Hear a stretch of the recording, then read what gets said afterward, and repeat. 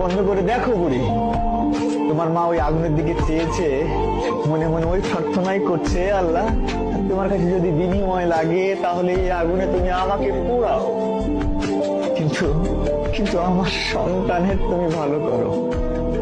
আমার সন্তান যেন খুশি থাকে, ভালো থাকে, যে কাজে তারা আছে সেই কাজের জন্য তারা যেন সফলতা পায়।